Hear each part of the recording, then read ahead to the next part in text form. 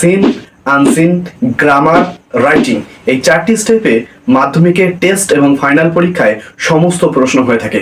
কিন্তু বস, এই চারটি স্টেপে এমন কিছু বোমবাস্টিক জিনিস থাকে যেগুলো আমাদের সঠিকভাবে বুঝতে হবে এবং পর্যালোচনা করে দেখতে হবে।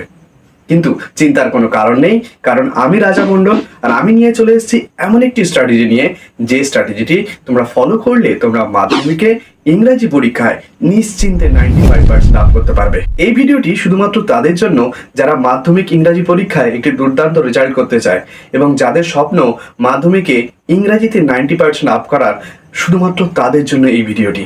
তোমরা পুরো ভিডিওটি কিন্তু অনেক মনোযোগ সহকারে দেখবে, কারণ একটি স্টেপ কিন্তু বাদ দিলে তোমরা কিন্তু পুরো ব্যাপারটাকে বুঝতে পারবে না।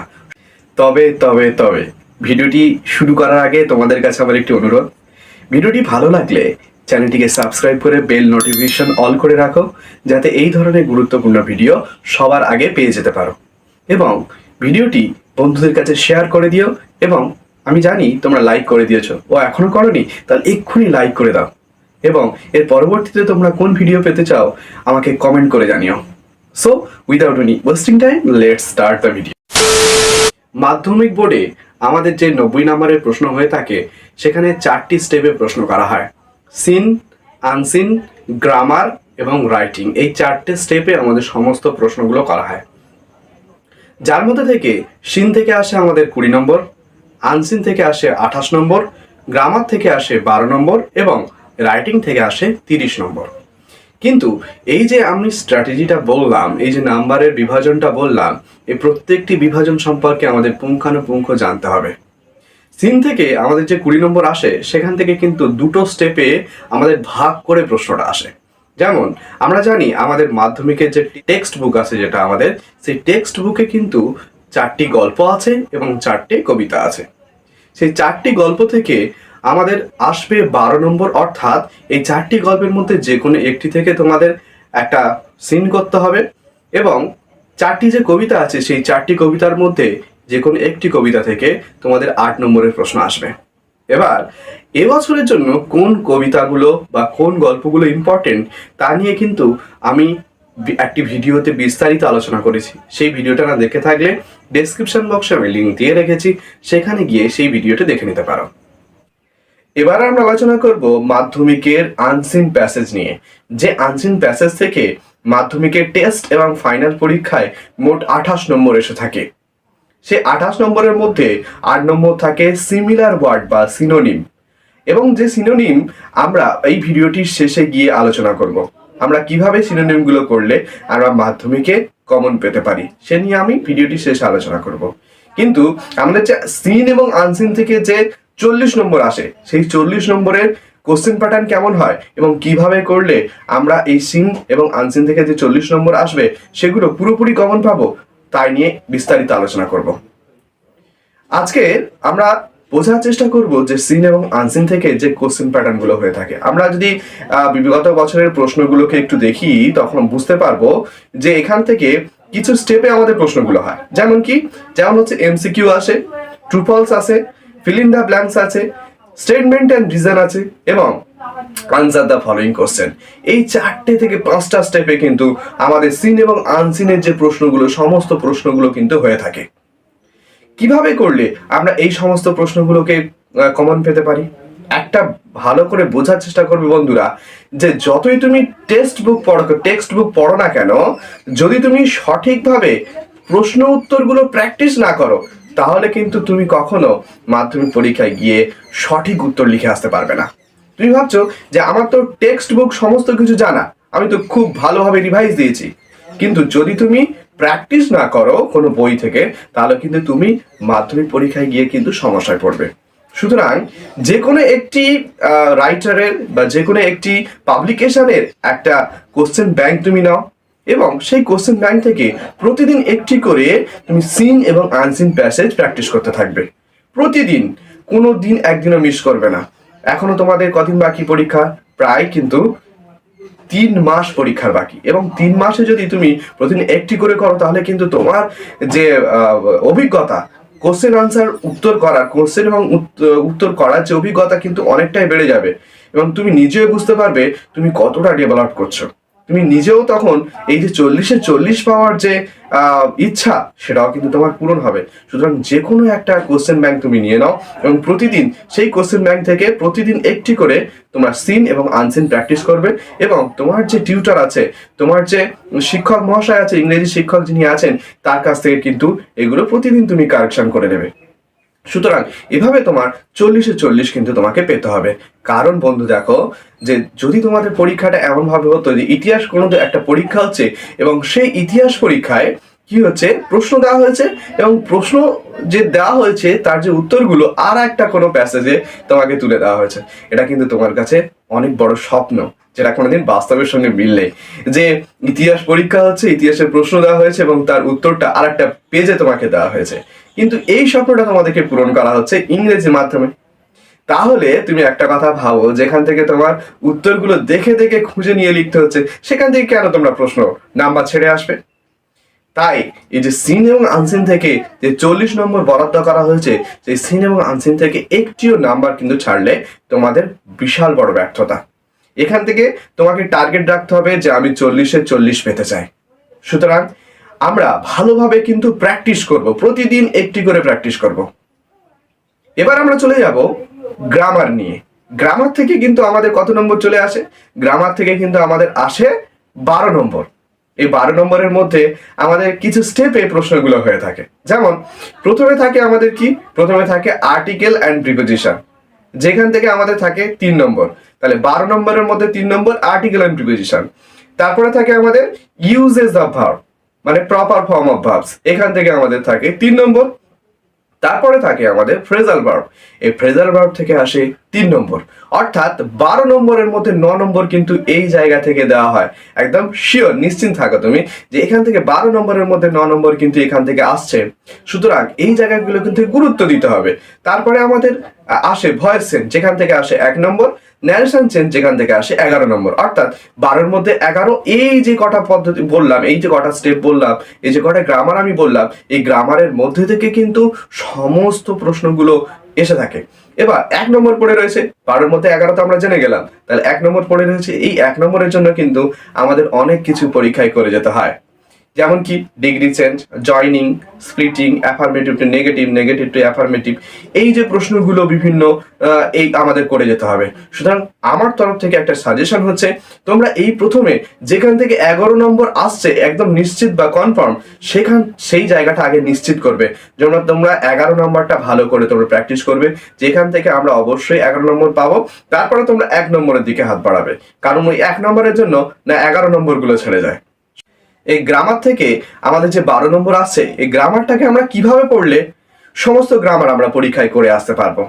তোমরা লক্ষ্য করে দেখবে, গ্রামারে যে 12 নম্বর আছে তার মধ্যে কিন্তু 3 নম্বর, যেমন ফ্রেজাল ভার্ব থেকে যে 3 নম্বরটা আছে, সেই 3 নম্বর কিন্তু সমস্ত মুখস্থের উপর নির্ভর। তোমরা ওই ফ্রেজাল ভার্বটাকে মুখস্থ করে নেবে, এবং বাকি যে গ্রামারগুলো আছে সেগুলো কিন্তু তোমাদেরকে খুব ভালোভাবে প্র্যাকটিস করতে হবে এবং সেগুলোকে খুব ভালোভাবে বুঝতে হবে। তোমরা যদি এই প্রত্যেকটি গ্রামারের উপর আলাদা আলাদা ভিডিও পেতে চাও, তাহলে আমাকে এক্ষুনি কমেন্ট করে জানিও যে তোমরা কোন টপিকের উপর ভিডিও পেতে চাও। এবার আমরা আলোচনা করব মাধ্যমিকের সবচাইতে গুরুত্বপূর্ণ এবং যেখানে মাধ্যমিকের স্টুডেন্টদের নাম্বার কমে যাওয়ার প্রথম কারণ যে জায়গাটা, সেটা হচ্ছে রাইটিং স্কিল।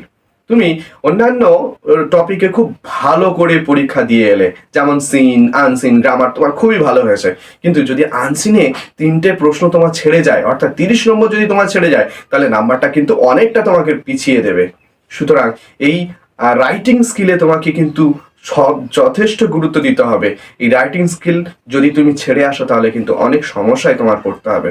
এবার আমরা আলোচনা করব রাইটিং স্কিল নিয়ে, যে রাইটিং স্কিল নিয়ে আমরা অনেক ভয়ের মধ্যে থাকি।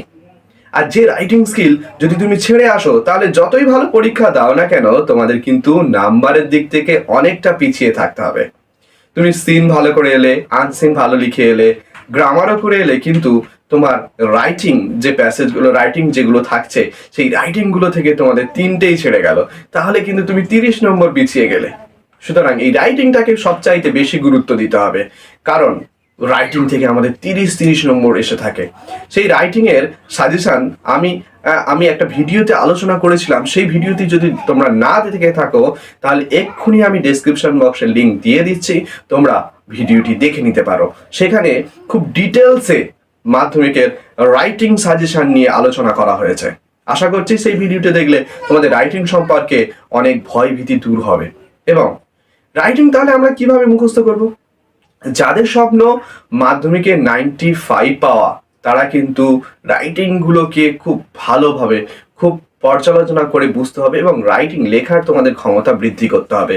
যে কিভাবে রাইটিং লিখলে আমি রাইটিং গুলো থেকে 9, 10 এইরকম পেতে পারি। 8, 9 তো মিনিমাম তোমাদেরকে পেতে হবে রাইটিং স্কিলে, না হলে কিন্তু ভালো মার্কস কিন্তু তোমরা আশা করতে পারবে না। রাইটিং স্কিলে মোট 7টি আইটেমসে আমাদের মাধ্যমিকের পরীক্ষায় প্রশ্ন এসে থাকে, যেমন paragraph writing, notice writing, report writing, letter writing, story writing, process writing, আরো বিভিন্ন রাইটিং আমাদের কিন্তু পরীক্ষায় আসে। যে রাইটিংসগুলোর মধ্যে মাধ্যমিক 2024-এর জন্য কোন রাইটিংগুলো ইম্পর্টেন্ট তা নিয়ে আমি ভিডিও করে রেখেছি, সেই ডেসক্রিপশন বক্সে আমি সেই লিঙ্ক দিয়ে রেখেছি, সেখানে গিয়ে তোমরা সেই ভিডিওটি দেখে নিতে পারো। কিন্তু এখন আলোচনার বিষয় হচ্ছে কিভাবে রাইটিংগুলো মুখস্থ করলে আমরা কম সময়ের মধ্যে সমস্ত রাইটিংগুলো মুখস্থ করতে পারবো এবং পরীক্ষায় একটা গুড স্কোর পাবো। এবার দেখো, তুমি সাপোজ ধরে নাও এবছর কিন্তু যেমন report writing important, notice writing important এবং ফর্মাল লেটার ইম্পর্টেন্ট। তার সঙ্গে সঙ্গে আমরা প্রসেস রাইটিং এবং স্টোরি রাইটিংটা একটু দেখে যাব। কিন্তু এতগুলো তো রাইটিংসের আইটেমস। আচ্ছা, যদি আমি এখান থেকে 5টা করে মোট আইটেমস দিই, তাহলে মোট দেখো আমি বললাম 5টা রাইটিং এখান থেকে ইম্পর্টেন্ট। যদি 5টা থেকে 5টা করে দিই তাহলে 25টা হবে। তাহলে কিন্তু সেই 25টা রাইটিংস মুখস্থ করা কিন্তু অনেক কষ্টসাধ্য হবে। যারা কিন্তু আবার ব্রিলিয়ান্ট স্টুডেন্ট, ভালো স্টুডেন্ট, তারা কিন্তু এই 25টা কেন, তারা 30টা মুখস্থ করে পরীক্ষা হলে যেতে পারবে। সুতরাং আজকে আমি দু ধরনের স্টুডেন্টদের নিয়ে আলোচনা করব। যারা মাধ্যমিকে মোটামুটি একটা ভালো স্কোর করতে চাইছো, যে 60%, 70% পেতে চাইছো, এবং আবার আরেক ধরনের স্টুডেন্ট আছে যারা 95% পেতে চাইছো। আমি এই দুই ধরনের স্টুডেন্টদের নিয়ে আলোচনা করব। সাপোজ তুমি ধরে নাও তুমি পরীক্ষায় পড়ে গিয়েছো উড়িষ্যা করমণ্ডল এক্সপ্রেস, কিন্তু পরীক্ষায় সে উড়িষ্যা করমণ্ডল এক্সপ্রেস এলো না, ওই ধরনের কোনো একটা ট্রেন দুর্ঘটনা এলো বা অন্যান্য কিছু এলো, তুমি কি তখন পরীক্ষায় প্রশ্নটা ছেড়ে দিয়ে আসবে? না বন্ধুরা, এই ভুলটা কখনো করতে যাবে না। এবং তার জন্য এই রাইটিং, প্রত্যেকটা রাইটিং স্কিলের জন্য আলাদা আলাদা ফরম্যাট আমি তৈরি করেছি। যারা একটু দুর্বল প্রকৃতির বা যারা ভালো মার্কসও পেতে যাও, হঠাৎ করে দেখো তুমি অনেকগুলো পড়ে গিয়েছো, অনেকগুলো রাইটিং স্কিল পড়ে গিয়েছো, কিন্তু তার মধ্যে ধরো কমন এলো না, তাহলে কি তুমি পরীক্ষায় প্রশ্ন ছেড়ে দিয়ে আসবে? এই ভুলটা কিন্তু কখনো করতে যাবে না। তাহলে তাদের জন্য করণীয় কি? তার জন্য করণীয় হচ্ছে এই ফরম্যাটগুলো লিখে আসা। ফরম্যাটগুলো একটু বানিয়ে এদিক ওদিক করে লিখে আসতে পারলে কিন্তু তোমরা 6-7 অবশ্যই পেয়ে যাবে। আর সেই ফরম্যাটগুলো নিয়ে আমি বিস্তারিত আলোচনা করেছি আমার আগের ভিডিওগুলোতে। যদি ভিডিওগুলো না দেখে থাকো, এক্ষুনি ডেসক্রিপশন বক্সে আমি লিঙ্ক দিয়ে দিয়েছি, সেখানে গিয়ে তোমরা সমস্ত ভিডিওগুলোকে দেখে নিতে পারো। তাহলে রাইটিং স্কিল সম্পর্কে তোমাদের অনেক ভয়ভীতি দূর হবে। এখনো মাধ্যমিক পরীক্ষায় প্রায় 3 মাস বাকি। যদি তোমরা এখন থেকে একটা করে বা সপ্তাহে যদি মোট 2টো করে রাইটিং স্কিল মুখস্থ করতে পারো, তাহলে কিন্তু তোমরা বছর শেষে মানে পরীক্ষার আগে কিন্তু অবশ্যই একটা ভালো রাইটিং স্কিলের পুঁজি নিয়ে তুমি মাধ্যমিক বোর্ড পরীক্ষায় যেতে পারবে। সুতরাং এখন থেকে কিন্তু বোঝার চেষ্টা করতে হবে, একটা দিনও তোমাকে ফাঁকি দিলে চলবে না। এই প্রত্যেকটা দিন তোমার কাছে খুবই মূল্যবান। এখন থেকে প্রতিটা দিন অন্তত 6-7 ঘন্টা করে তোমাকে পড়তে হবে। মিনিমাম 6-7 ঘন্টা করে পড়লে কিন্তু সমস্ত সাবজেক্ট তুমি সঠিকভাবে সিলেবাসগুলো কমপ্লিট করতে পারবে। এবার আমরা আলোচনা করব মাধ্যমিকের সিনোনিম অর্থাৎ সিমিলার ওয়ার্ড নিয়ে, যেখান থেকে আমাদের মাধ্যমিকে 8 নম্বর এসে থাকে। যেমন 4টি আমাদের সিনোনিম করতে দেওয়া হয় এবং প্রত্যেকটির জন্য 2 নম্বর করে, অর্থাৎ মোট 4টির জন্য 8 নম্বর আমাদের বরাদ্দ করা হয়। কিন্তু এই সিনোনিম করতে গেলে আমরা অনেক সমস্যার মধ্যে পড়তে হয়, কারণ সিনোনিমগুলো এমন কিছু ওয়ার্ড দিয়ে দেয় যেগুলো আমাদের পক্ষে অসম্ভব হয়ে পড়ে। কিন্তু কিভাবে আমরা করলে সেই সিনোনিমগুলোকে আমরা লিখে আসতে পারবো তা নিয়ে আজকে আমরা বিস্তারিত আলোচনা করব। সিনোনিম এমন একটা জিনিস যে সিনোনিমগুলো, দেখো সিনোনিম কথার অর্থ হচ্ছে সমার্থক শব্দ। সেই সমার্থক শব্দগুলো আমরা কিভাবে জানতে পারবো? সাপোজ ধরো নাও স্মাইল, এই যে স্মাইলের সমার্থক শব্দ যে লাফ বা ক্যাকেল, তুমি না জানলে তোমরা কিভাবে উত্তর করবে? অর্থাৎ সিনোনিম করার প্রথম ক্রাইটেরিয়া হচ্ছে তোমার ওয়ার্ড স্টককে বৃদ্ধি করতে হবে। যতই তোমার ওয়ার্ড স্টক বৃদ্ধি হবে, যতই তোমার প্রশ্নের মানে বুঝতে পারবে বা একটা ওয়ার্ডের মানে তুমি যত জানতে পারবে বুঝতে পারবে, ততই কিন্তু তোমার সিনোনিম করাটা সহজ হবে। আর এই যে সিনোনিম করতে গেলে তোমার একটা জিনিস মনে রাখতে হবে, সেটা হচ্ছে প্রতিদিন অন্তত 5টা করে নতুন নতুন ওয়ার্ড তোমাকে মুখস্থ করতে হবে। প্রতিদিন যদি তুমি 5টা করে ওয়ার্ড মুখস্থ করো, তাহলে সপ্তাহে কটা হবে? 5 সাথে 35টি ওয়ার্ড, এবং সেটা মাসে হবে কত? 35 × 4, এবং সেটা 3 মাস অন্তর হবে কত? আরো বেশি। তুমি বুঝতে পারছো নিশ্চয়ই কতগুলো তোমার সিনোনিম ওয়ার্ড কিন্তু তোমার মুখস্থ হয়ে যাচ্ছে। তাহলে আমাকে গুরুত্ব দিতে হবে যে আমি প্রতিদিন অন্তত 5টি করে সিনোনিম ওয়ার্ড আমি মুখস্থ করব। সুতরাং কিভাবে সেই সিনোনিম ওয়ার্ডগুলো কোথা থেকে করব? তাহলে তোমাকে যে তুমি যে সিন এবং আনসিন যে প্যাসেজ প্র্যাকটিস করছো প্রথম থেকে, যে সিন এবং আনসিনে পরে গিয়ে গ্রামারের কাছে গিয়ে দেখবে ওখানে কিছু আমাদের সিনোনিম দেওয়া হয়। তোমরা ওই সিনোনিমগুলোকে উত্তর তুমি করে নাও, আগে থেকেই করে নাও, এবং ওই সিনোনিমগুলোকে প্রত্যেকদিন 4টে থেকে 5টা তোমার প্রতিদিন মুখস্থ করতে থাকো। তাহলে দেখবে একদম মাধ্যমিক বোর্ড পরীক্ষায় গিয়ে দেখবে তোমার সিনোনিমের যে সমার্থক শব্দগুলো অনেকগুলো তোমার মুখস্থ হয়ে গেছে। সুতরাং আমার প্রিয় শিক্ষার্থীবৃন্দরা, তোমরা প্রত্যেকটি স্টেপ ফলো করো। আমি যে প্রত্যেকটা কথা বললাম সেই কথাগুলোকে মেনে চলার চেষ্টা করো, এবং তোমরা অবশ্যই একদিন সাফল্যমণ্ডিত হবে এই কথাগুলো শুনে। আশা করছি তোমরা সমস্ত ব্যাপারগুলো বুঝতে পেরেছো। আর যেখানে যার অসুবিধা হয়েছে আমাকে কমেন্ট করে জানাতে পারো, এবং আমি তোমাদের অবশ্যই সেই জায়গাগুলো আবারও হেল্প করার চেষ্টা করব। আজ এই পর্যন্ত, দেখা হবে এর পরের ভিডিওতে, এবং তোমরা এর পরবর্তীতে কোন ভিডিও পেতে চাও আমাকে কমেন্ট করে অবশ্যই জানিও। ধন্যবাদ।